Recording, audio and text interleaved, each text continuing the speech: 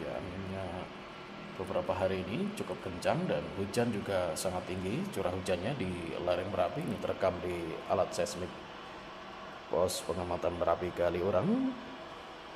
Ya, pantauan hari Minggu Legi 10 Maret 2024. Ya, untuk Merapinya juga terlihat. Dan itu ada awan topi atau lentikuler.